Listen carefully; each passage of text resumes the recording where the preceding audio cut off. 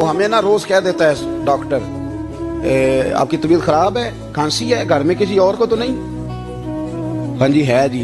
वो कहते उसी की वजह से हो गई है। ओ खुदा के बंदे, नबी करीम अलैहिस्सलाम ने फरमाया बीमारी मुताद्दी नहीं होती, एक से दूसरे को नहीं लगती। और बड़े सादे अंदाज में मुस्लिम की हदीस है, एक सहाबी ने कहा या रसूलल्लाह मेरे ऊंट को उस ऊंट से खारिश पड़ गई है।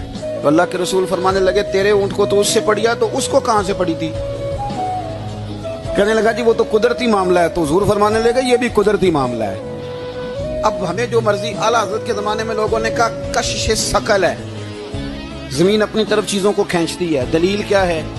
वो कहने लगे जी सेब गिरता है तो जमीन पे, आम गिरता है दरख्त से तो जमीन पे, अमरूद गिरता है तो, अनार गिरता है तो जमीन में कशिश है, खींच लेती है। आला हज़रत फरमाने लगे शाबाश, साइंसदान जो कहेंगे हम मानेंगे। फरमाने लगे जमीन ने आधा किलो का सेब खींच लिया है, 1.5 पाव का अनार खींच लिया है, पर हमने गुब्बारे में 1.5 छटांग हवा भर दिया, वो तो जमीन से खींचा नहीं गया। ये किस किस्म की कश्श शकल है? ये अभी 2 साल पहले डॉक्टर अब्दुल कदीर खान का मजमून छपा था रोजनामा जंग में।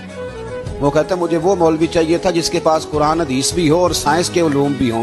कहता मैंने जमाने के दरवाजे खटखटाए, फिर मैं पहुंचा बरेली के इमाम के पास, और कहता वहां जाके ना मैं ठहर गया हूं, इसलिए कि मुझे कुरान और सुन्नत का नूर भी मिला है और मुझे साइंस के रमूज भी मिले हैं। ये वाहिद शख्स है, ये वाहिद शख्स है जो दीन को साइंस का पाबंद नहीं करता, बल्कि साइंस को मदीने वाले का गुलाम बनाता है, मदीने वाले का गुलाम बनाता है। तो आला हज़रत फरमाने लगे जी फलसफा है ना जी, आम खींच लिया उसने, सेब खींच लिया, अमरूद खींच लिया, पर उससे 1.5 छटांग वाला गुब्बारा।